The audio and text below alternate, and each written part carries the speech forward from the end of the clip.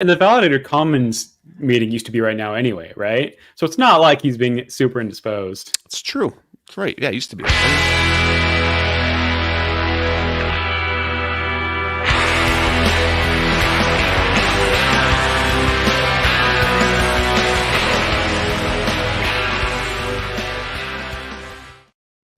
Hello, welcome to Game of No's, a weekly podcast where we work out whether we've been rugged by our guests. This week we are waiting for Dan, who's been on the show before in a previous life. Is currently heading up Validator Ops for Alio. Place bets now on whether or not we get rugged. Alio or Leo? Did we determine? Alio. I say no. We're not getting rugged. We're not getting rugged. Dan's always late, but he's very, he's a kind of organized. He holds man his reputation in high regard. Yeah, he'll show up. I vote Alio. I think you're right. Alio. Alio? I think Alio, yeah. Fucking every time. Wait, how do you say that new word? But Alley up is quite good. Like, that's a funny phrase. So maybe we should just rhyme with Alley up. Alley up. Alley up. Like, networks are going to have to stop calling their networks obscure shit, or like start, having the, enunciation little brackets underneath it. All the good things have been taken though. Now we've got out of the phase where people could even go for famous science fiction, famous classics, famous theological references. They've already worked their way through all the beaches in California or whatever. I mean, what else is there, right? We're onto like the fucking Z tier. We're not even at like rubbish Robert Henline anymore. We've got no names left that we can use. We haven't even hit like alpha, beta, gamma. Like, we're not even at the Greek characters yet. Come on, get out of here. There's so much left. Still good time. Let's call you a chain. Just start naming chains after like hurricanes. All right, so this is the Katrina chain. You know what? Bullshit. Actually, I'm calling bullshit on that. There's almost certainly an alpha chain, and I'm going to go away and Google it. There has to be. It probably is an alpha chain. There has to be. So shit has been like kicking off in the last couple of weeks, eh? Except for the last hour. With the dump, the 10% dump. Yeah. Shit the bed. Yeah, they brushed that shit off. They're like, we'll go up 10%. Last hour's coming back though. Things are clawing back since Game of Notes started. Yeah, what was the catalyst for that? Did they not approve the fucking ETF again? Well, the only thing I saw was some bullshit reporting outlet said that there was 100% chance of it being rejected, and then that same reporting outlet also had articles this last month about how it was going to be 100% approved, and how Bitcoin was going to hit $50,000 or something like that. So it just seemed like a bunch of bullshit. Honestly, at least what I saw was being reported, and nobody really knows. The S&P 500 went down like 1% as well today. So I would honestly, I'm simple. If it dumps, it's probably just because it traced the S&P. Could be, yeah. I mean, a lot of things were dumped. I mean, I think stuff that we watch, Aptos, and then DYDX is down 10, 12%. Cosmos is down 9%. So I don't know. It was pretty ugly there for a little bit, but the things are starting to claw back a little bit today. Say is last up couple 20. hours. Say is up 91% in the last 7 days. They are just about to cross the 2 billion market cap. What do you think that is? What's driving that? Do you know? It's not NFT Well, projects, is it? Is it? I is did it just meme buy an coins? NFT on Say like You 3 did? days ago. Did you buy something off Say? It might be me. You know what? I don't know where I bought it. I should see if I can find it. One really- NFT on Say doubles the what does that do? Double the usage, daily active users. Hey yo. That's not Hey, nice. Might be accurate. Really not sure. I think it's the narrative around the V2 and marketing and market makers. And Could be. It seems like they are starting to get some users in there too. I don't know what they're doing to get them. It seems like that is not like in my Twitter. It's more the validator shit. So I don't really see marketing. I'm not sure what they're doing. It seemed pretty stagnant until the inscriptions happened. And I think that Say doing really well on inscriptions kind of brought a little bit of attention to it, because Say was one of the better networks that I experienced doing distributed. Near was the best. They basically Let me be clear. whatever. Near was I'm the gonna best. talk. I'm gonna talk up Near any opportunity I can, and then Say did great as well, except for the price feeder. That always sucks. Yeah, I never really had that much problem with the price feeder, but definitely like the network crushed it in terms of throughput. I am having now a lot of problems with some of my nodes, but that's probably a null thing. No, today I had huge issues in the EU. I ended up restaking like 3 out of 4 nodes. This afternoon they were all lagging back, and then I started dumping things. And also this upgrade actually made a huge difference. And the upgrade was really weird. I had like the traffic that I see at RPC is totally different post upgrade. So I don't know what changed. Yeah, like before we had a lot of like very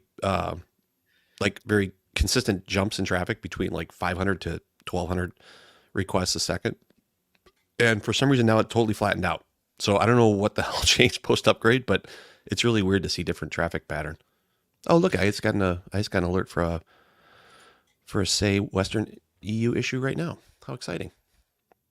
So my archive, we're currently in the process of moving my archive, but its performance has not been great in the last couple of days. It reset like 4 times overnight. So I need to do a bit of investigation on it in the morning. Currently 7,500 blocks in lag, which is a pain. And so, yeah, but not 100% sure what that is. I'm hoping that the upgrade sort of fixes it. So this isn't your archive that's physical tin in a data center. No, this is the one which is very soon going to be moved to the physical tin. I nuked my tin. I'm new to MikroTik routers, and I made a configuration change on a page that I shouldn't have done it on. So I have since found out that MikroTik routers have this quick MikroTik page. MikroTik. Yeah. Whatever. Yeah, I agree. I think it's MikroTik. You're like Whatever, that. You're like man. that chef don't that said microwave instead of microwave. Microwave. I like to put emphasis on the wrong syllable. Anyway, what was I saying? Oh yeah, so there's this the person who built my server, right? They set the fucking IPMI or the management port as a static address, and when we pre-configured the MikroTik router, we had it all to take DHCP and then assign it to certain things on the public address, right? And so it was expected that it would be DHCP because they didn't ask me for a network schema configuration. They just like set it to this random fucking. Anyway, so I had to go in there and add some addresses to the router to get it to talk to that local address. And when I was adding them, there's a quick set page, and I thought that when you add stuff in the quick set page, it just adds that thing to the configuration, not completely nukes everything and adds that thing. So I just completely nuked my access to that router. So I'm flying back to Melbourne tomorrow to fix that. Don't you have remote hands though? Can't you have somebody who will help with that? Yeah, but I'd just rather do it myself because I anticipate that I'm going to have other issues as well. I don't really want to be like back and forthing with remote hands. But so wait, how much is it going to cost you to fly back to Melbourne? Couple $100. Some Kanga bucks. Yeah, it's pretty cheap. There's a flight that goes right from where I am to Melbourne direct. So, yeah, it's pretty cheap. You're paying. It costs more in the Uber to go from where I live down there to the data center than what it costs to fly from here to fucking Melbourne. Wow. I mean, like, I feel like we've already tried to have an intervention, but you just really want to be there in your parents' basement cutting. Well, they don't live in. What are you talking about? So my partner lives in Melbourne. No, I'm not talking about living. I got no problem with Melbourne. That was a nice place. I mean, physical tin. You kind of just self-harming. We're just kind of having to watch it. There becomes a point. There's like, if you can graph the scale of like economy, and there becomes a point in Australia where it's just better to get hosed with hosting and internet fees than what it is to rent metal with enormous hard drives. So that, like, we've got a lot of space on this new machine, and to rent that type of space, I'd just be getting hosed like every month. I would never be able to recover the costs. So I just, like, I don't know. There's got to be an easier way to, like, I know we all run infrastructure companies, but like the goal of any scalability question, right, is to find out the minimum amount of time, of hours plus money to, like, it feels like any situation, like, I know it's an interesting, like, it feels like you're just playing on hard mode for just because you're stubborn. Like I can't prove it because it's really hard to prove, but it's just like an intuition that we're in the Jurassic Park looking glass here, where just, it's like, just because you could, just because your infrastructure engineers could, didn't mean they should. look, man, we're blasting through the learning curve here, right? I want to run metal for certain things, and I want to run out of Australia. It's just that I cannot fucking rent anything in Australia because there's so uneconomical. It's not funny. Like the absolutely fucking ridiculous costs they ask here to rent something is just outrageous. It's worse than bloody Seoul. Oh, I was surprised by how expensive it is to rent hardware in Asia Pacific, just in general. Like the fact that generally the internet, though, the internet costs there are insane. But that doesn't make any sense to me, right? Because like my uncle lives in Japan, in Hokkaido, like in the middle of nowhere, Japan, very north, and he has had gigabit internet for like $3 a month for like the last decade.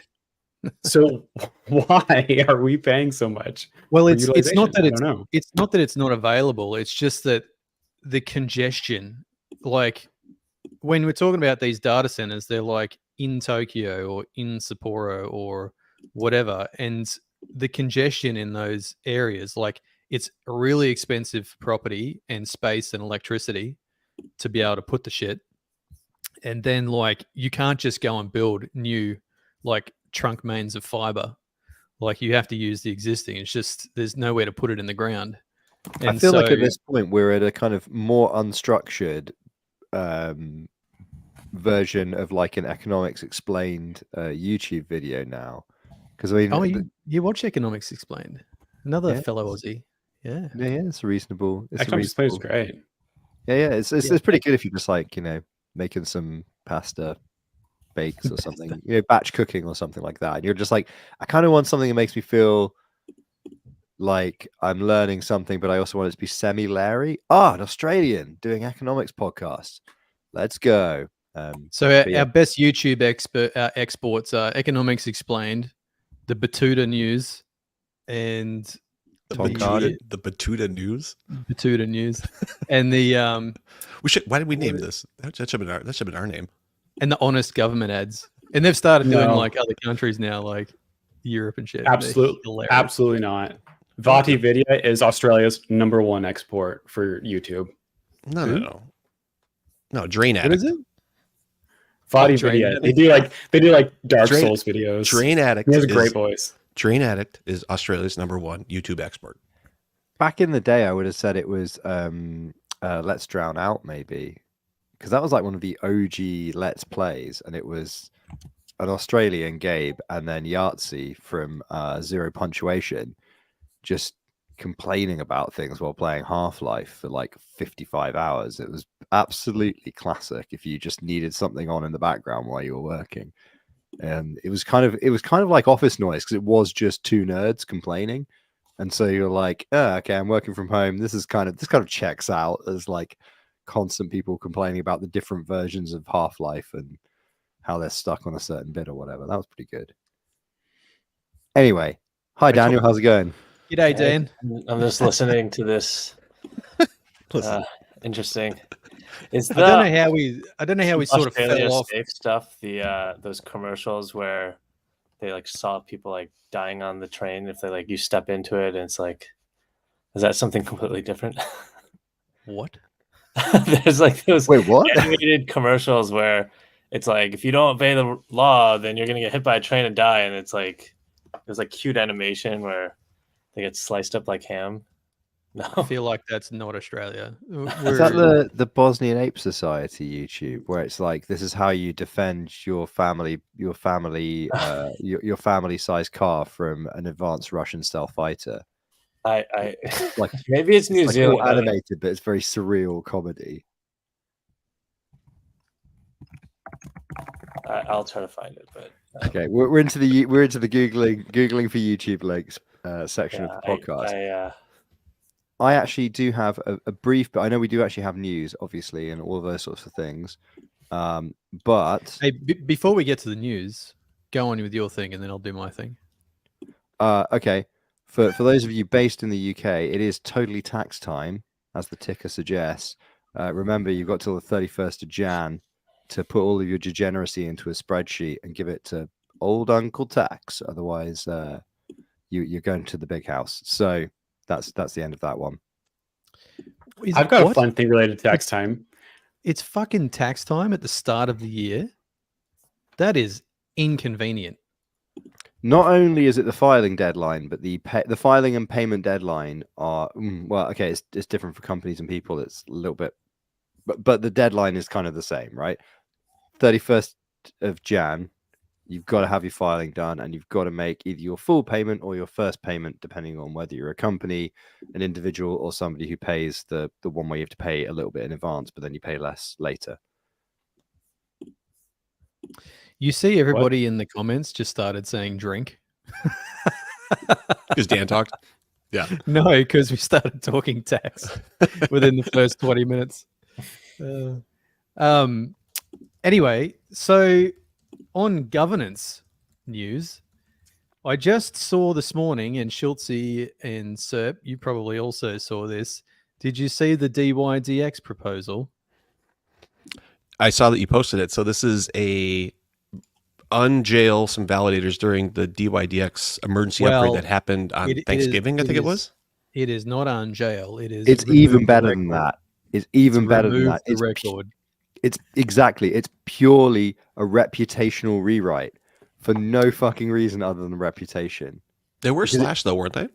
But it doesn't say anything about the slash. It said they want to get rid of the record in the state because of marketing. It says because of fucking competition. Yeah, they accept the mistake and they accept the slash, but they want the marketing info to be rewritten. But there was no slash. So if there was a slash, they probably wouldn't push the point, because then there's actual consequences. Now there's no consequences of the marketing, so they want to get rid of that consequence because that's small, right? So that's we just the really want no interesting economics out of consequences it. for everything we do. I mean, this kind of makes this is kind of what people already think validators are kind of like, but these guys are like saying the quiet bit out loud. So Rama asked if I asked this from Kuji, and no, I didn't ask for it to be removed from the state. I asked for the fucking the website thing. Wait, hang on a second. Show the slash forever. Do we need to get out the hypocrisy klaxon? No, firstly, I haven't told you my opinion yet on the DYDX thing. Secondly, yes, I did ask them if they could time out the thing after a certain amount of time. So, take your comeuppance for a year or 6 months or whatever, and then have it disappear from the website, not from the blockchain state. And the reason for that is because, sure, you made a mistake, but, having that thing there front and center on that website guarantees you to lose all of your delegations. So the other option is just we unbond now and rip the Band-Aid off, because we've not been making money on that chain for a year and a half. So What about airdrops? Have you claimed your airdrop? yeah, I'd say with airdrops, we're probably just about break even, if you don't count my time as anything. I don't. Because the price feeder alone on Kuji is like expensive in terms of time. Yeah, it is. Yeah. It's quite expensive. Yeah, but I mean, no one at all values validators' time. So I mean, not even validators, which is half the fucking problem, isn't it? Like, we're all just like doing the maths of like, oh, well, does this make sense? Does this make sense? It's just like, oh, this one's, bringing in money and the servers are costing less than what it's bringing in. So that's all profit, right? yeah, it's hilarious. They're like, why am I so fucking tired all the time? why have I not slept in a week? So on the DYDX thing though, there's a couple of aspects, right? They didn't tell people at all, which is, I don't quite understand why they didn't trust all of their validators enough to tell them. Usually there's like a security group that you would give the upgrade to. But in saying hold that, on. Just to clarify, you're talking about now the emergency upgrade for the jailing, not for returning the proto-rev funds, right? so we're talking about jailing. So I'm still talking about the DYDX jailing, right? So the circumstances were for that upgrade is that they told a couple of people who they believed to like be key for the chain to continue, right? So obviously the big stake guys, and they told us, but I think it was because we run infrastructure for them, so they didn't want a break in the infrastructure. But it was not very long ahead of time. And then they didn't tell to be clear, anybody. the people that they told, do you know if they were just partners and like institutional staking services companies, or was it They were or was validators it with a based lot on of stake. amount of stake, not Yeah. whether or not they actually? No, it was purely on will the chain keep running. Right. So it wasn't like, oh, this is Big Balls venture backed. No, it was more like, how can we tell the that. least amount of people possible and share the new binary with the least amount of people possible? Okay. So it wasn't about Jimmy Big but Balls, still, Billy no. Big Balls, and Jimmy Small Balls. No, it was about who could we tell? How could we tell the least amount of people and distribute the binary to the least amount of people, but still have the chain running? Is what I can gather. So what you're saying is they decided to treat their trustless, decentralized software like it was trustless, decentralized software running in a low trust environment. Yeah, I guess so. It's. I believe that the vulnerability was bad that they had, so they had to like. It was security based, but in any case, they didn't tell. Not exactly. It was security based in the sense that I helped find the bug, right? Which kind of is a little bitter in that they didn't actually give us the binary, but we helped find whatever. Anyway. Wait. You helped find the bug, and then they were like, "Oh, you know what this is, but we're also not giving you the thing." Yeah. Yep. Yeah. So I was in the middle of Thanksgiving whenever all the alarms went off. FBI. Yeah. Same. I literally ran across Manhattan. Noel knows because I was on phone with him, or yeah, I was texting you.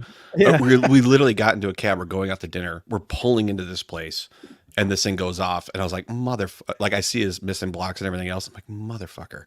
And like I could see it there, and like so I literally ran across like 7 avenues to get back to the hotel to run it.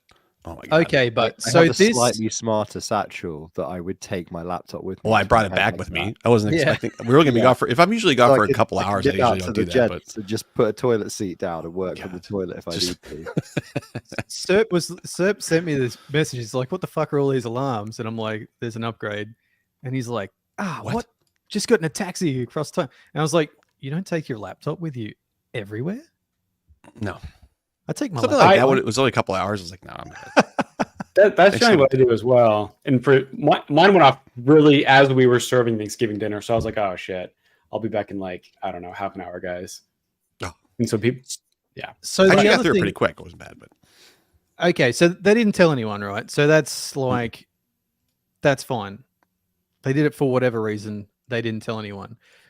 But the jailing's like, I feel like they should have had enough coverage and alerting to be able to fix it within 3 hours, regardless of whether it's the middle of the night. When alarm goes off, I wake up and I fucking go to work. Like that's, that's the validator way. You don't sleep anymore. So some of these people have teams, some of them don't. But in any case, they should have adequate alerting that they're aware of the issue and can get someone to fix it right away. So, and particularly like, what is it? AutoStoke? They're a pretty big outfit, right? Yeah. Who's put the proposal up?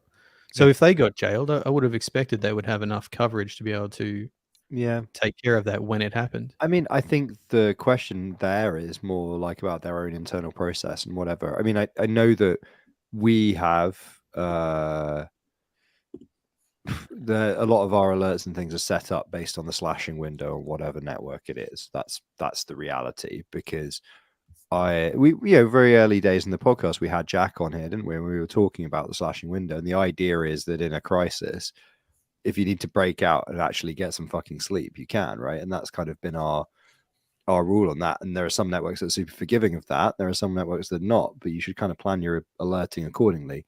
There are networks with no slashing window, but equally you're losing money from the get-go. The page is going to go off straight away if we start missing blocks on Aptos or something like that, where that is the case. But it does beg the question of what the fuck AutoStake were doing with their rotor. I mean, I know it's a bear market. Have they just canned off the expensive having people on call all the time in every time zone? It is very expensive to do. yeah, I don't mind last minute upgrades. I kind of don't appreciate giving the VP heads up and then you have everybody else underneath that waterfall that's just fucked. Like that to me doesn't seem like the best kind of method for performing upgrades. And there's ways to be able to communicate securely and those types of things. But just to say, hey, we have 67% and whatever happens to the delegators on these other things, I think it's just I think that's kind of poor, honestly. Well, I mean, we have a guest here, right, who might have an opinion on this. Like, is there a situation in which, Dan, from your perspective, you're like, well, no, the network becomes first as a priority, right? So we're going to have I just have to have it out to dry, right? I have to have a dig here. So the network does come first at Danland, and they just block all the other validators. Yeah, that's true. They're like, there's problems, so bugger you people. We're doing our own thing now. Slap it in client mode, boys, because you're not a validator anymore. There's just a gate that just goes. Yeah, I think maybe communication, if like there's an agreement in place where the type of communication is sort of understood by all parties, it's that type of responsibility is something that people need to be ready for. But yeah, I didn't dig too deeply into what was going on in DYDX besides like the sort of like the two big validators there. But yeah, I was just kind of listening to how you guys were describing some of your own sort of setups in terms of how you get alerted, or if you have teammates in different parts or different time zones. So all of us here would be in that very situation. Everyone in this room would have a setup to be alerted pretty soon. Like we would all have stall warnings, and we would all have miss warnings. My miss warnings are tiered. Like if we miss 5%, we'll get like an information in our Discord. But once it goes up a little bit higher, you might get like an average warning, and then that might be a ping with no noise on your phone. And then if it goes to like, another certain percent, it'll be like a catastrophic warning, and you start getting phone calls and texts and all that type of crap to the on-call So a crazy thing happened a while ago, which was that I got a new phone because I don't know, was this when I had my phone stolen or was this before that? I got a new phone, set up PagerDuty, set it up to do the override thing. You can see where this is going. And then there was an incident and the phone didn't override, but it just happened to be on vibrate. And I used to be a super heavy sleeper, right? You could have probably stood on me and I would have just kept sleeping. That has changed with small human. And a bunch of people sent messages being like, yo, have people noticed this has happened or whatever? And I think it was like Signal or Telegram, whatever. My phone buzzed so much on vibrate downstairs, an entire floor away, that it just like tripped my ear. My ear was like, there's some kind of a buzzing. Maybe it's a fire. I don't know why, evolutionary sense. But I just like kind of came to in like 3 a.m, was like, I sense a small vibration that's worrying me. So I get up, I wander downstairs, my phone's just like buzzing away with like notifications. And also partly I think it was one of our fallback alerts, which is a text message, which is not as dramatic as PagerDuty, but it does just trigger my phone to buzz every 30 seconds. And I was just like walking across the house towards this buzzing, and I was like, I think it's the phone. And I was like, oh fuck, okay, we're 25 minutes late to this party. But I was also like, holy shit, it only took 25 minutes for the buzzing level of a phone to wake me up.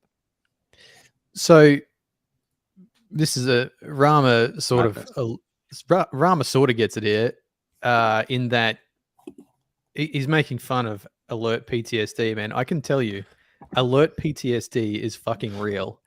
It is real. Very real. I feel physical pain when PagerDuty goes off. That noise it makes will cut through the deepest sleep you could possibly be in and set you into a state of alertness in less than half a second.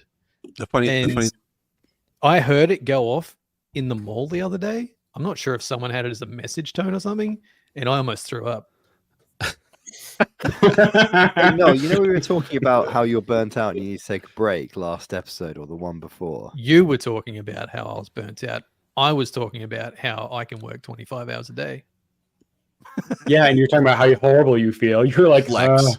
I can't talk, guys. And when my phone goes off, I vomit. Yeah, incidentally, feeling great this week. My bags are still there. Still there. Yeah, Still that's there. valid. Those are validator bags you're bringing with you. I It's may funny have that had the kids- COVID last week. I have a question. So we had something similar. We even, when I used to be at Steakfish, we even had like sometimes physical like pagers and all these types of things that you were kind of describing. But what do you think is the sort of sustainable solution to this type, right? Because like the reason why maybe some people have this type of PTSD is because if they don't respond like immediately, then right, you might get slashed or your uptime might go down, and some of these more competitive, at least at the moment, the limited set of metrics that validators are compared across each other, right, that's what you have to be competitive on, or at least like be at the default. But yeah, how do you see that scaling as right from, because there's many sizes of validators, right? As you kind of mentioned, it's expensive to have other people in different time zones, sometimes having that 24/7, 365 coverage. But as for you guys itself, right? Because it seems like you guys are I think you're going to get some very different answers for this, but I'll let the others go first. So I think that part of the problem is TenderDuty itself. Most of us use TenderDuty, and when TenderDuty first came out, it didn't have different scaling for what level of crisis an alert was, right? So it could have been anything from it being stalled for 30 seconds, say, and then it would send off the most critical alarm it could, right? And then now I implemented like the different alerts probably 6 months ago, but I don't know anyone that has actually updated theirs with the new system, right? So now it can be, you can set it relatively fine tune what is actually going to inform you or not. And I think that to to Rama's point, setting up good alerting that's very advanced, but it's so necessary, right? There are so many things that you can be alerted for that only kind of sort of a little bit matter. Something you need to know about, but you don't need to address immediately. Yeah, And like be Noel was aware saying, of. Yeah. be aware of, send it to Discord, whatever, but you don't need to be called at 4 a.m. for it. And making that leap of the call versus a small alert, I would say it's a very big leap that most validators haven't started making yet. Well, it's a quality of life thing. Like, you go from, if you manage your alerts properly, and even the way like alerts are raised, like we've changed a lot of things to be time based. So, sometimes stuff just teeters over and then goes back, or you might get a temporary stall while there's like a lot of transactions in a block or something. And well, that might be perceived as a stall, but it's just, part of the process of the block. So we've like tuned our actual alerts to be more representative of what's going on. So, a stall won't immediately give you a warning if it's stalled for like 5 seconds or longer than a normal block time. It'll wait like a minute, because it doesn't matter if you're stalled for a minute, or it doesn't matter if your particular node is stalled for a minute at all. You might miss a couple of blocks, but but if you're persistently stalling, then you're going to start missing a lot of blocks, and then that's where you tier up your miss counters. So if you're at 5%, I think that's a good place to start telling you, but that's not a PagerDuty alert. If you're at 10%, like maybe you want to get a text about that, but that's still not wake you up in the middle of the night territory. If you're at 50%, you really need to address that issue. So, I mean, I think especially if you share a house with somebody else, and I mean doubly so when the small human problem occurs, I think until number don't go up anymore, it probably isn't a phone call. Like, I went back like properly full time like 9 days after the We1 appeared, and I think within 3 days I'd prioritize changing all the PagerDuty, because if this is the only 90 minutes of sleep, clear sleep you're going to get that night, and PagerDuty goes off 45 minutes in, you are dead. Not because it's a problem for you, maybe you can function. Your partner is going to cut your skin off and wear it as a coat. And that's incredibly potent incentive to fix PagerDuty, and also to add like, so one of I think the only 2 ones now that will wake me up in the middle of the night are number really don't go up. Number has not been going up for some time, and I don't know where the fuck the web server has gone. Which the second one actually is the only alert in our entire suite where, because it's never happened, that alert has never triggered. And as a result, I don't trust it. And I keep coming up with more and more elaborate ways to try and test that eventuality, because we do use some cloud stuff and blah, blah, blah, and the odd bit of on demand. But I think eventually I'm going to add too much alerting, right? And it is just going to go off because I've added too many alerts, and one of them just fails because of some reason. And I fucking guarantee it will be at the worst possible time in the worst possible situation. It probably won't even wake me up, but it will wake the rest of the house up. And I don't even need to explain why. It's going to be a bad morning for me after that. I'm going to be in the doghouse. So Dan, you and a bunch of Steakfish people have started a new validator, yeah? How do you guys manage Can yours? I interrupt real quick? Yeah. We haven't introduced Dan. Dan, we all know you, of course. Do you want to introduce yourself a little bit? I Just mean, so we people have said- some Well, that's context. a good We idea. said here's Dan. That's a Yeah, good idea. exactly. Yeah, I guess in this capacity, I'm representing Alio. It's a ZKL1 that's like this hybrid. It's basically straightforward. Consensus and block building are done with POS, but there's like a POW element, which is this mining component for grinding ZK snarks. which you get kind of off-chain computation verified through ZK. But yeah, I've been in the validator space for a while. I wouldn't necessarily call it a validator. It's like an incubator. One of my goals is I want as corny as this sounds, I want a validator to exist in every country. And to because that's going to be a long spiel, but that's kind of what I want to help curate. I want to have more different parts of the world have more representation. It was interesting hearing you guys talk about Australia, because that's like a pretty interesting kind of like, right? It's literally geographically separated, but then being able to have that type of connectivity to represent like that part of the APAC, right? Even though Australia is not Asian, right? It's still considered APAC. I think is extremely important just for most of like the infrastructure resilience of networks that we had seen obviously with like what happened on Solana in 2021 with Hetzner. And then also the ideological component of that for, right, if these blockchains are supposed to serve the entire world, it should be served, pun intended, with servers and stuff from all around the world, right?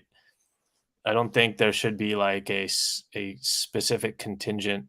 Sorry, I don't think that it's great to have a specific like region in the world that gets to dictate the type of infrastructure services and how those infrastructure services can eventually be responsible for guiding from off-chain to on-chain governance, how the rest of the world uses it, right? The rest of the world has to also be at the table.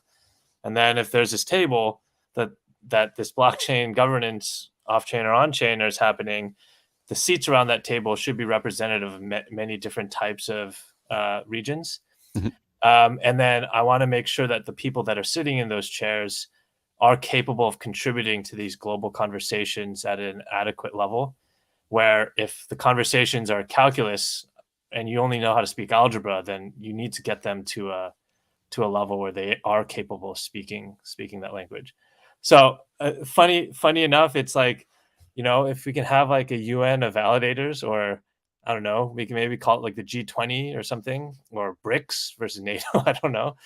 But I think that's the way that, right, that both services the ideological goal for this type of decentralization, which then services or makes it a lot easier for this type of infrastructure resilience and decentralized infrastructure hotspots, which maybe we can call it like black holes, right?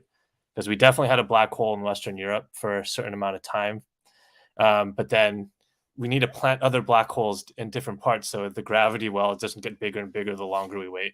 So back to your question a minute ago, Dan, which was about like uptime resilience, that kind of stuff from a validator basis. Like, from the perspective of what you've just been talking about, and I suppose what you're saying with, the status quo right now, there are validators at the table and there are validators not. Is there a tension there, right? Because, the way to have uptime is to have professional operations that are making enough money. So first of all, there's an economic thing that's currently not happening in a bear market, which is that you need to probably from every single chain be able to wash your own face and possibly pay for multiple employees, which is obviously just not the status quo. Yep. And arguably with the number of blockchains that are extant now, it is not possible. There's not big enough market for enough money to pay for enough people to get that security, other than a small number of very big validators, which is not enough. That number, whatever that is, of really big validator companies is not nearly enough for decentralization, right? And then you look at and that's in the context again. So this is where the tension is even more so. The context where even if you take all validators, including all the small ones, there still aren't enough validators to meaningfully talk about decentralization in a lot of cases in terms of true fault tolerance of the kind envisaged ideologically, I think, at a really high level for these kinds of systems, right?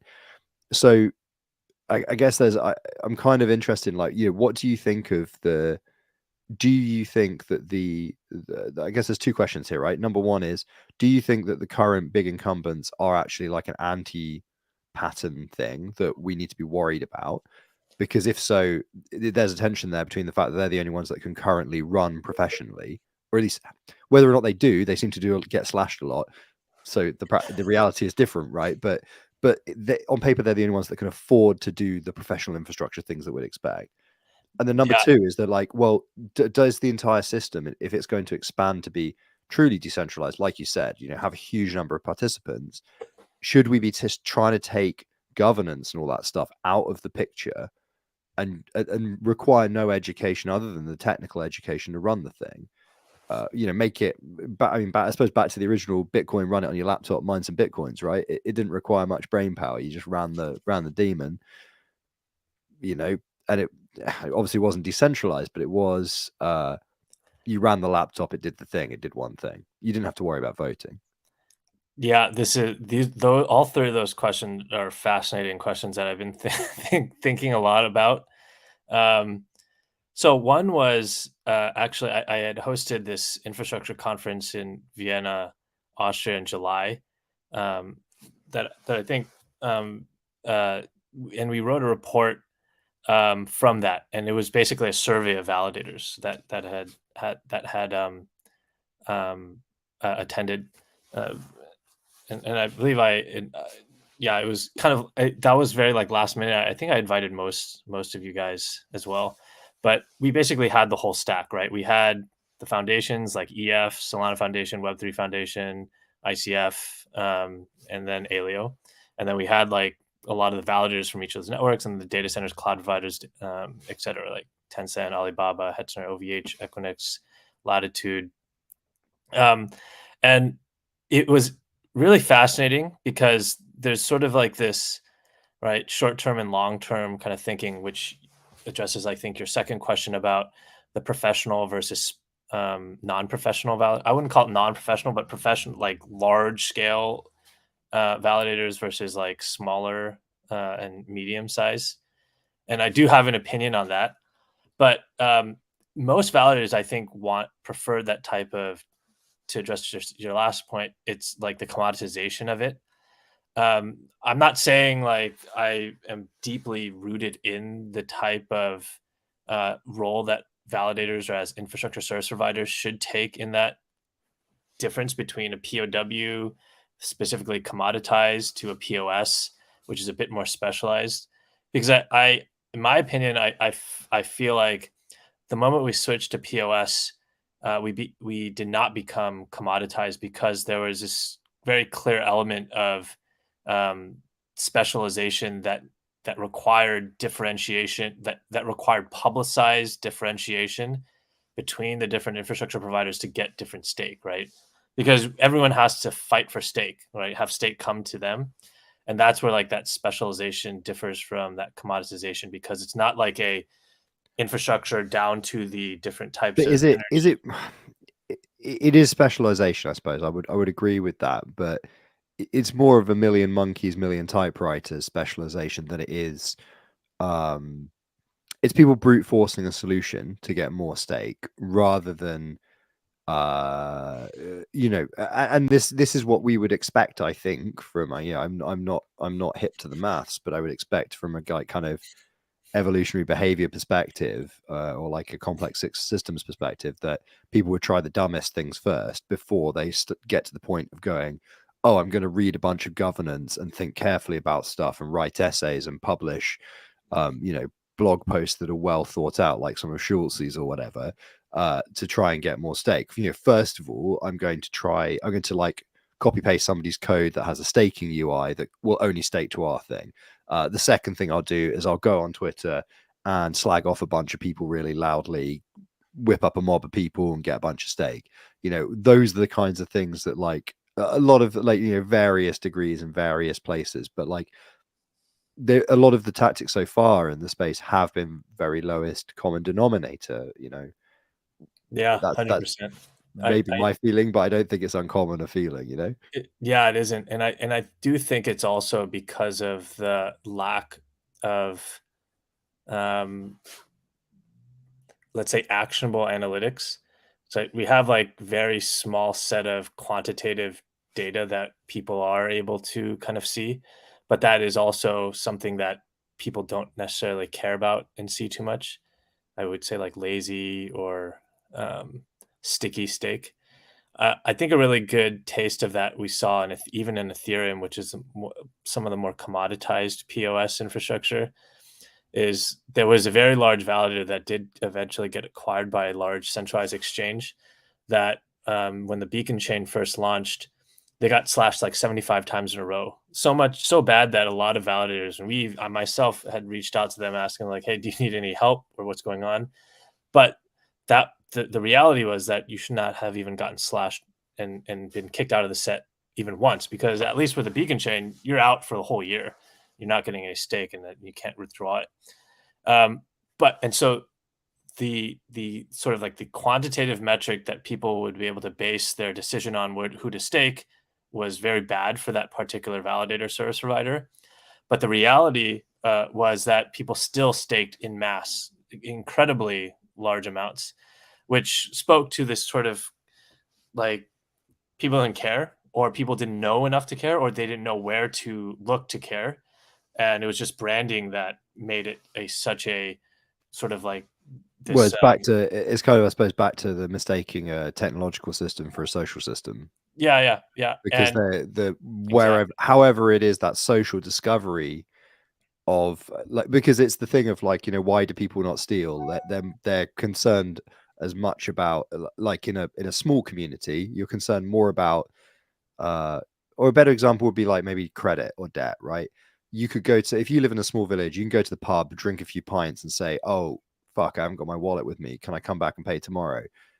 You're going to come back and pay tomorrow, because otherwise that person is going to tell everybody, you fucking pay me, he owes me 5 pints.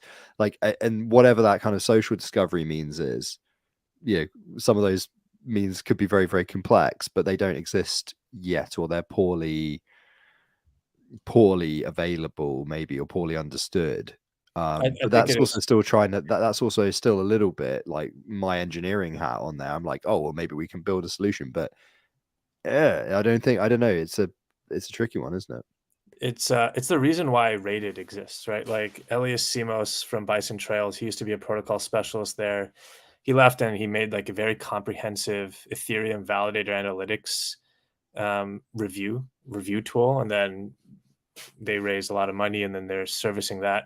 Same with JK, the former strategy head of Stakefish. He left and created Apibara, which also does that type of it's kind of like a mixture of like stake pooling with validator analytics on different chains.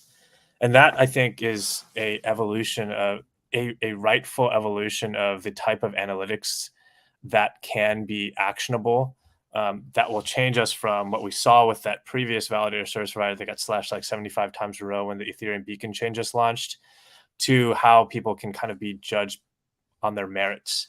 And that type of sort of like frameworks or standardization, I think, is going to help solve, right? I really think that's the level of us getting the validator ecosystem coming from like this adolescent phase into like this maturity phase.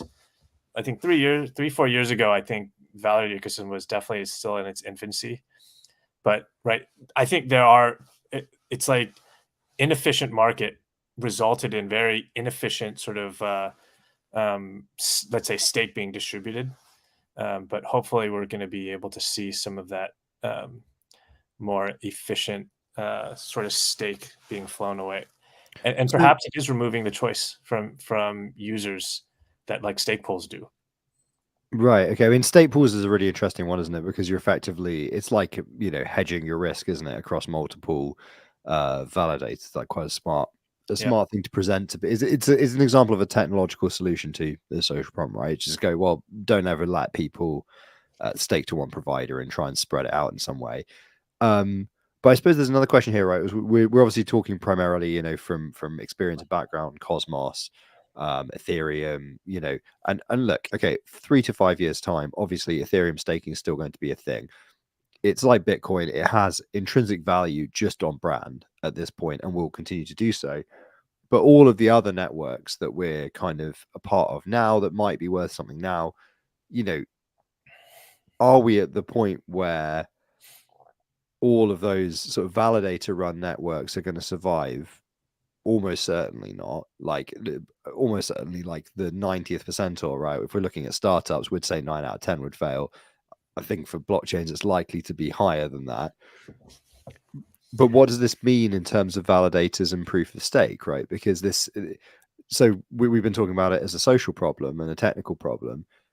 What happens if somebody's technical solution that ends up getting traction is we just abandon proof of stake and validators do move back to more of an infrastructure provider role, but maybe they become, let's say, even more fungible, or maybe they become less fungible, right?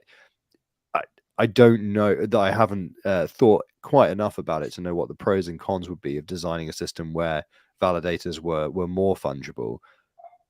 Sorry, less fungible. But I guess I do know that the reality is that if you wanted to be super decentralized, a good way of doing that would be to make them way more fungible, right?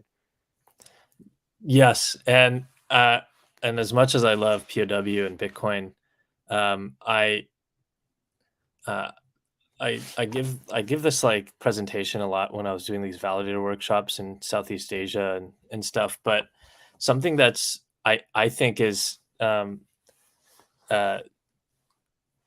given sort of like, and I love like the whole network state idea and concept, by the way, and I'm not like ragging on it too. I don't want to say I'll be ragging on it too much, but we all live somewhere, right? We all live in some jurisdiction and we're like obviously doxxed and stuff. And I don't want to live in a cave with like some node strapped to my back and like try to like beam stuff into space to like, stay with the ideology. Cause believe me, I was probably the most maximalistic Ethereum Classic supporter back in the day.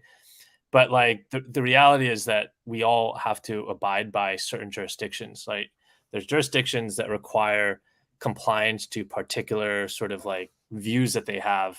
And whether that be OFAC compliance or the way that you tax your validator or staking rewards, et cetera, that are beholden to sort of, and that becomes like a limiting factor to where you can host your infrastructure, which is an existential threat to the type of infrastructure resilience that a network requires to be sort of like claim its resilience, and because of that decentralization.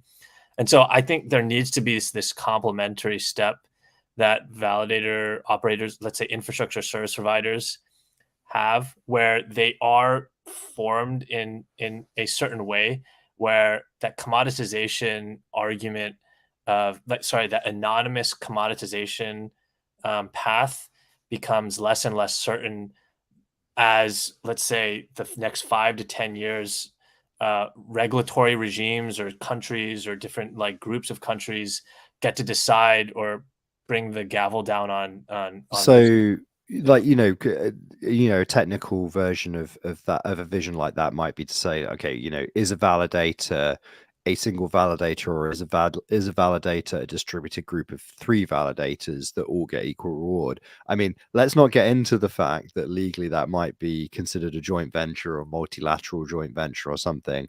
I know it is. I'm not going to bring out the totally tax time banner again. We're not going to like anything else, we'll get the legal advice we need when we get there. But is that the kind of thing you're talking about, where you'd have multiple entities combined, or is it some other kind of situation? I don't necessarily think. Yeah, maybe that would be actually quite interesting if there's like a group of entities that do. I pulled that out of my back pocket purely because something that's happened since I think you were on the podcast last time, Daniel, is I'm a computer science researcher. When I'm not running the validator company, I'm doing a part-time PhD. I'm a computer science researcher into digital cash, like future of money stuff. So it's all CBDC type stuff. One of the interesting problems you have with that is that you have a small number of operators that are banks, right? If they fuck up, the world melts down, right? A government has to go into parliament and be like, why has this validator stopped signing blocks, right? Those are not the guys you need to worry about. But they also, like, as part of like a lot of these infrastructure designs for anything that might ever potentially interface into any kind of permissionless network, there's different tiers, right? And you get to the point where you're like, okay, well, it depends on your solution for digital cash, right? But in a bunch of situations, you have parts of your architectural piece that are essential but potentially untrusted compared to, or of a lower trust level or lower quality than a bank, right? So one of the things that I've had a lot of thinking time on in the last couple of months has been how do you sort of what's your level of trust for, say, an entity that is like a company but maybe fallible, but nobody is going to get pulled in front of like a political like a what's it called, an inquiry board if something goes wrong because people's money has disappeared, right? Because we're talking about actual dollars here, actual dollars issued by the central government, actual pounds, actual euros, whatever. And one of the interesting things that I'd been thinking about was multi-jurisdictional entities, because a lot of times all our validators is a public key, right? And you can constitute a public key in a whole bunch of ways. So I don't know. There's something quite interesting in that design space, which is something that's very front of my mind. So that's a long-winded way of saying, I know I said something that was interesting there. It wasn't something I'm not clever enough to have just pulled that out of my back pocket. So Yeah, I think maybe the closest like that DVT style way of running it, but also I think what I would like to see it from a lens of is that, because you're describing like multi-jurisdictional, like, like currency, and I think you have to look at it. I would say that I would like to look at it from that perspective, where it's that you're running. The assumption is that the technological solution or the financial technology platform that is this blockchain that you're servicing and need to keep up is going to be the de facto platform that the world uses. And from that perspective, that comes with a certain level of responsibility that some of these infrastructure providers or node runners, et cetera, have to operate with. And then that requires, and just working backward, that requires all these different things that we need to fix, right? Or not fix, but address, right? Like the type of, as we were talking about initially, right? Like what type of operators are necessary to ensure that there is high uptime, so that there is no relatively lower interruptions to this network, that the entire world's financial ecosystem and whatever is built on top of it is going to continue to operate with minimal catastrophic damage if it does happen, and the ability to recover from that, which is obviously like decentralization addresses that with its infrastructure resilience. But also from like the operator level, and as you mentioned, like the future of validators on different POS networks that may survive or not. I kind of see it like, and sorry for my bad analogies, but it's like, I kind of see like networks as like different cities, and and maybe like validators are in some ways a bit mercenary because they are like operating different networks, right? They wouldn't necessarily claim to be loyalist to a particular network, and in this analogy, like a city. But I do think that eventually that consolidation, as proof of stake networks, they don't succeed, validators can easily leave, or relatively with a bit of friction leave, depending. Well, there's a more alarming addendum to that analogy, right? Which is in the city-states period of European history, primarily mercenaries were paid in movable goods and gold, and when they weren't paid, they sacked the city-state that they were formally contracted to.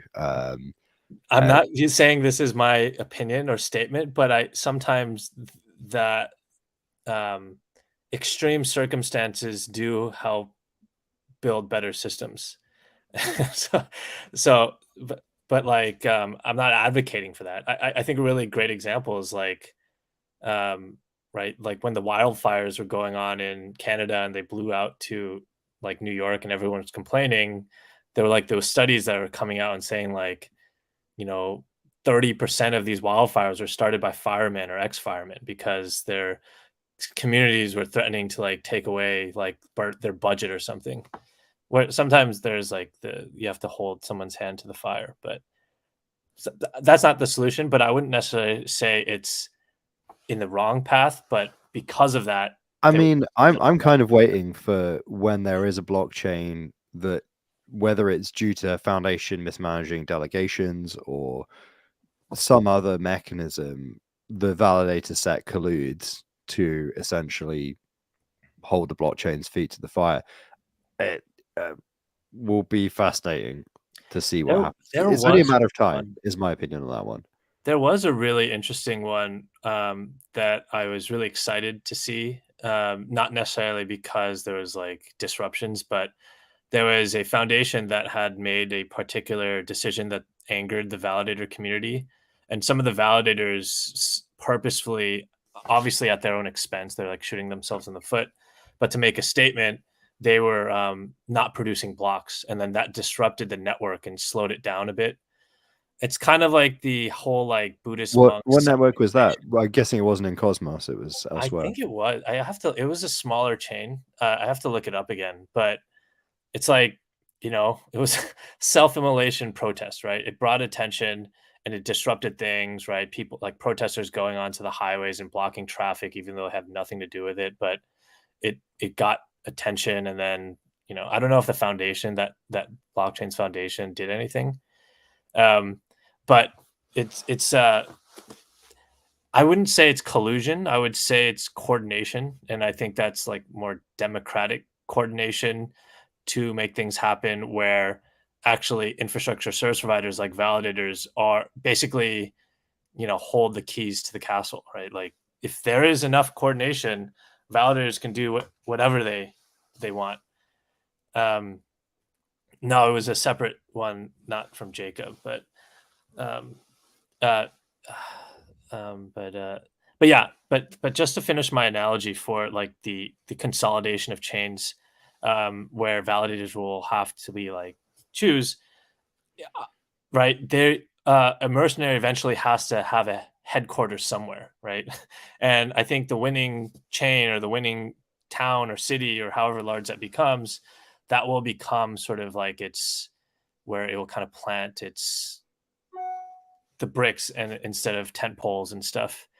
And I think that is the process through where we don't necessarily have too many of that sort of like choice and loyalty situation. But do you think? I mean, again, this is just kind of just off the top of my head, but like, what would that even look like in terms of like, validators like planting deeper roots in one community or in one blockchain? Like, because there isn't a lot of, what else other than maybe investing more in the community. It would seem that the better, more optimal play for a validator is always to plant deeper roots within the validator community to shore up a position of well, I use the word collusion, which is probably not the right word, but you sort of saying like, I guess like mutual support, right? Because if you look at something like mesh security on the one hand, right, which is all about, I mean, I guess it's in some sense it's a little bit like a shared state pool, right? Isn't it? But like the thing for a validator to do, if you're, hey, we can afford to do whatever we want, twiddle our thumbs as long as the validators stay up for 3 years, and we've got, let's imagine some amount, we've got $3 million, we can hire some engineers. What should we do with our time? Like it would be a better, it would be interesting to know whether spending $3 million investing in a community and trying to get more stake on a network versus going, should we implement a staking solution where we could gang together with several validators, increase our overall size, and all of us take a slice of a pie? I would guess that the supply side one, going with the validators, would be a better business decision and bring more benefit from an economic perspective. Yeah, it's like a union, right? A union could you're trying to create monopsony power. So yes, it's exactly like a union. It's it's a cartel. Yeah. And or a guild if we're being charitable. Yeah. And I think the very existence of guilds that have the ability to take power will also invite the creation of other guilds as well, which I think from this more like capitalistic or this capitalistic approach of right, incentives drive everything on these chains for operators, that right that should be a thing. Because for example, if you guys collude and you have enough stake power and you change a protocol and then you increase your, you say like, if you're part of this guild, you have to, we get more staking rewards or something, right? Then other people are gonna protest, whoever. That's an extreme example, but I think maybe we should start a Game of Nodes guild where you Yeah. have to acquire some stake, and then you give the people on this podcast 5% of the stake that you've acquired in order to be a part of the guild, and then you get to keep 95%. No big deal. But then we have is it more like NATO? Is it more like the mafia? You decide. Or is it just like a two-party system, right?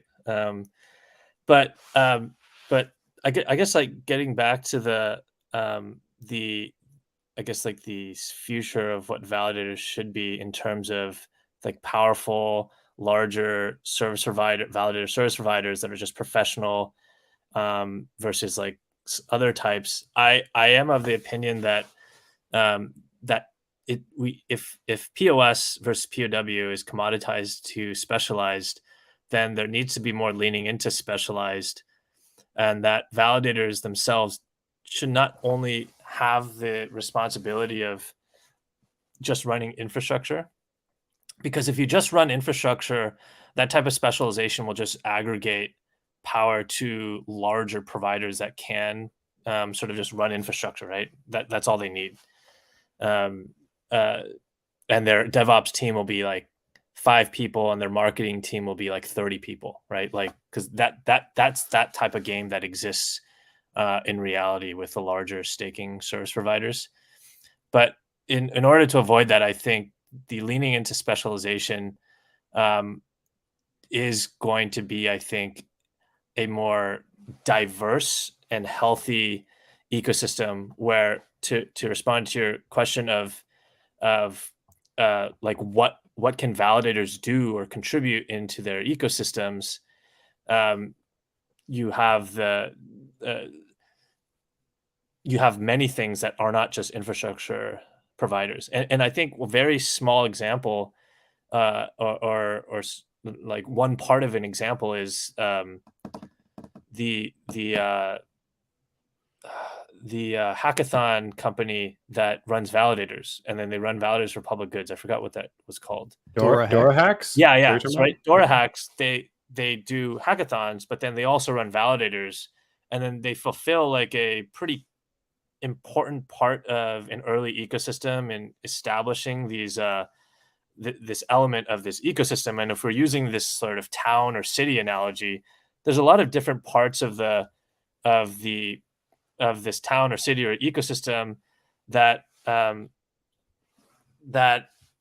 is critical to keep it alive. And so, right, who are the firemen or policemen or like water companies or like et cetera, public library of these ecosystems that are like this fundamental layer?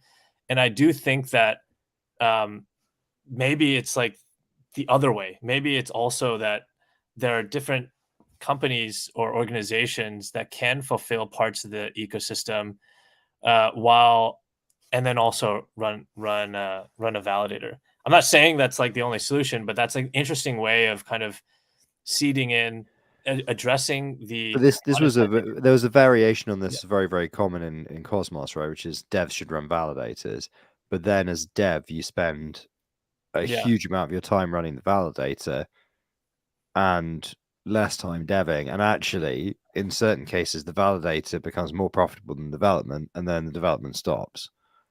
I mean, it doesn't even have to be and I say that because like my path into validation was a dev who ran a validator, and then the validator business, we bring in people, we bring in contractors and other people to help run our validator business, because it is that much more significant than anything I could do as an individual dev, and that's why the business went in that direction, right?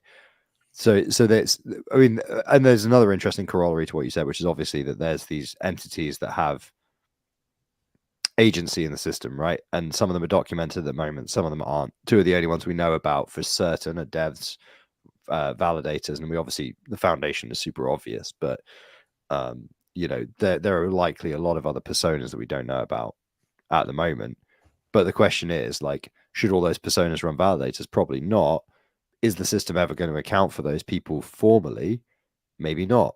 So then you're like, well, it's back to the question of, like, you know, with the validator commons and everything, like, who's lobbying validators?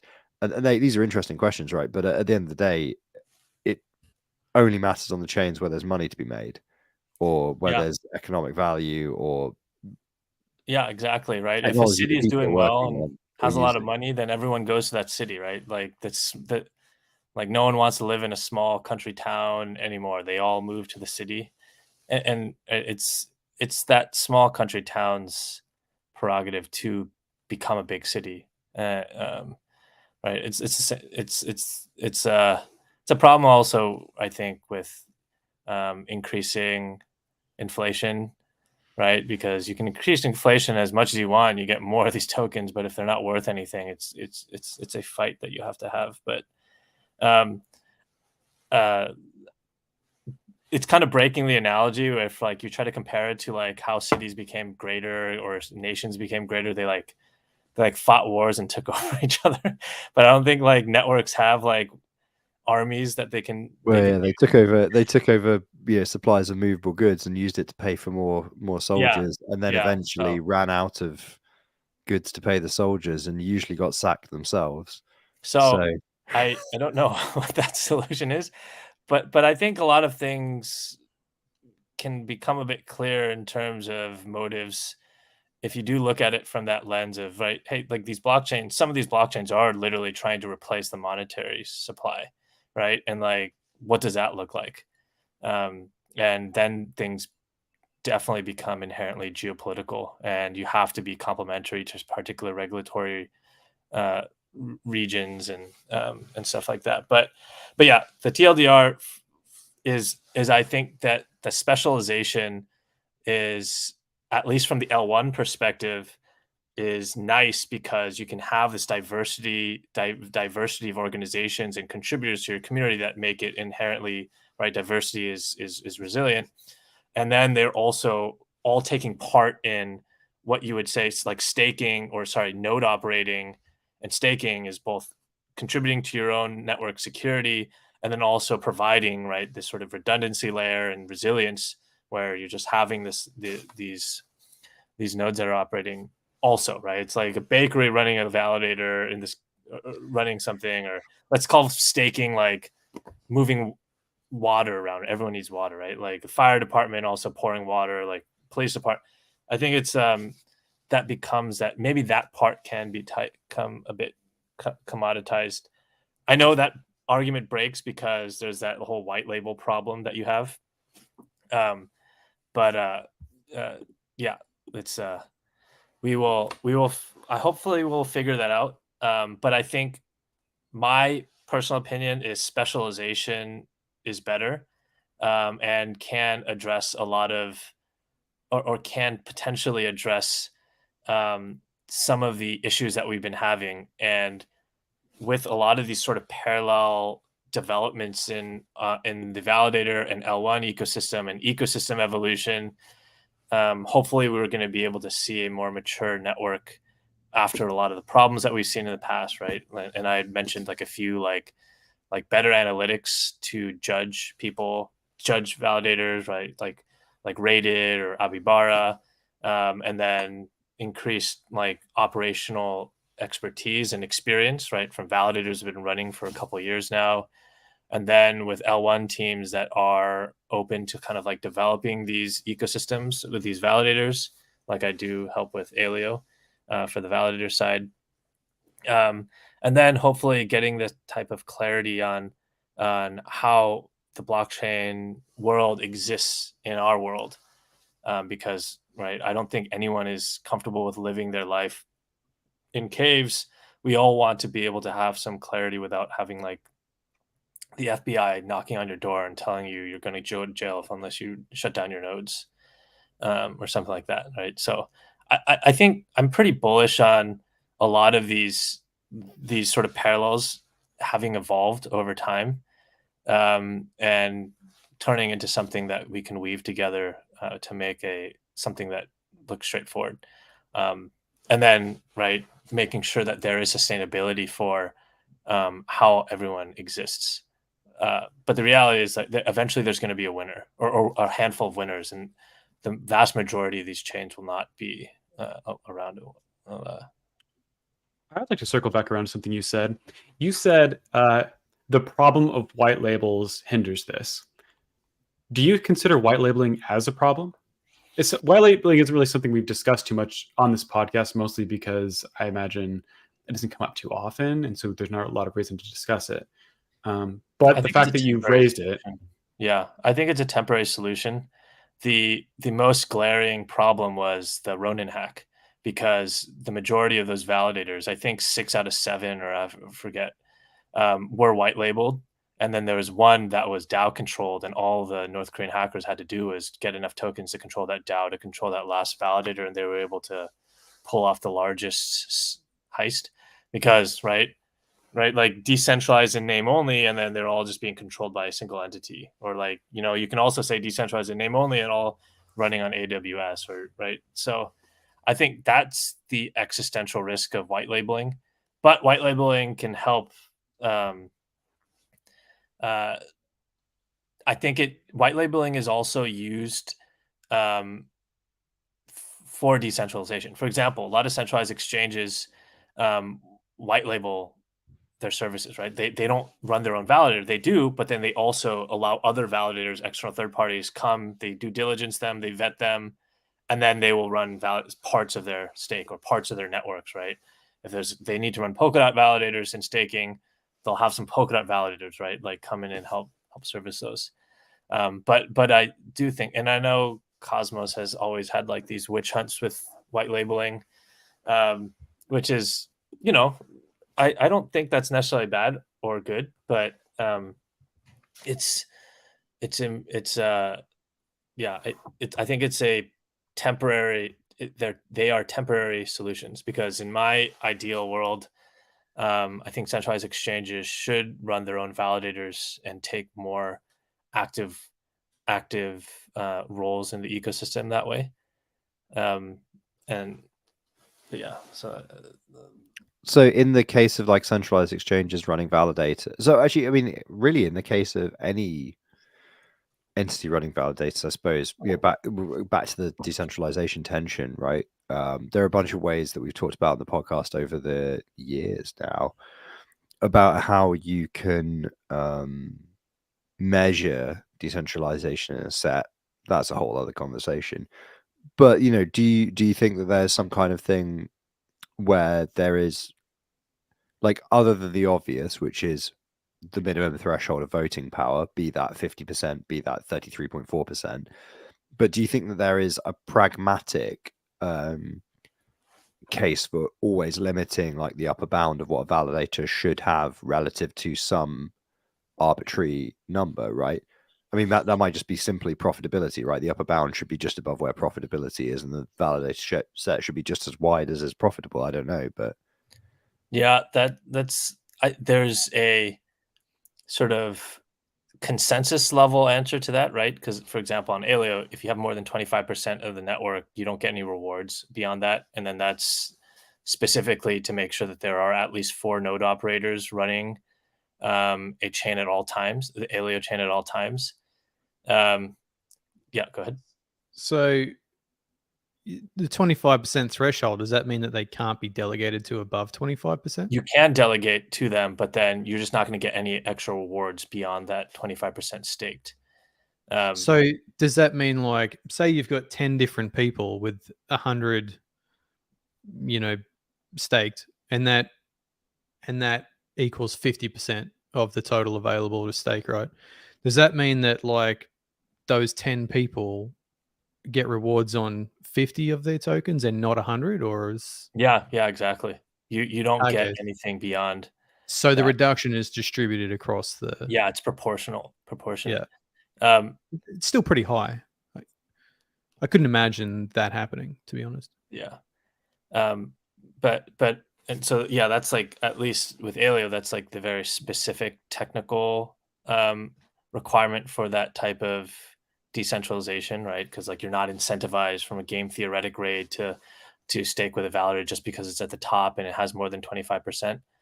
And so I guess communicating that to the stakers is also important, because you can have that limitation there, but if no one knows about it, they'll just be receiving less rewards and not know why. They'll just think it's normal. yeah, and it's just like how on a lot of other networks, people will stake because a validator is initially setting their commission at like 5%, and then a week later they set it to like 50%. No one checks, and they're like, "What happened to all my rewards?" So that's also a UX problem, and yeah. I believe like Leap Wallet attempt to help the people who use that wallet with those types of things. Like, I know, for example, that you will get an alert if you get slashed, particularly on Kajira, and everyone will leave. Which is nice. I think like the interface that wallets have, like mobile wallets, for example, are really great. So, for example, Phantom Wallet, like the popular Solana wallet, they run their own validator, right? And you can Right. choose from their validator, and then it's like you stake with Phantom Wallet validator. Kepler also does, right? Kepler has. Oh, Kepler there's a bunch of people who do it. Yeah. Mhm. Yeah, and I think that is a good example of one critical piece of the ecosystem that provides a service that isn't staking, that also that has that. But that's the same as the centralized exchanges as well. Like, they take all of the tokens and Yeah. stake them with their own validator. Yeah. Mhm. And they just don't. I think there's a very popular, or there's an infamous chain, I think, that's mostly centralized exchanges who are running those validators at the top of the list. But then they were also punished, right? Like a lot of people, a lot of the independent validators were able to deal with that problem through protocol level changes. But sorry, but to get back to the Wait, just to be clear, which chain were we talking about then? which chain? Oh, I didn't say the chain. I don't want to shit on any chain, but there's I will punch say down here, man. Shit on it. there was you'll probably know what I'm talking about. It was so bad that there was a security upgrade that needed to pass a governance proposal, but we didn't hit quorum because none of the centralized exchange validators voted. So we couldn't pass the security upgrade. And then Was it an SDK chain, or is it some other? It was. Oh yeah. And then this is a long time ago, but Sounds like Terra. No. I think most of the validators on Terra were quite active. But and then we had to do another vote, rally the validators, lower the quorum, and then pass the security upgrade to just do things by the book. But that Nice. lower quorum means weaker security. But I think I remember something like that happening. it's 2 syllables. But but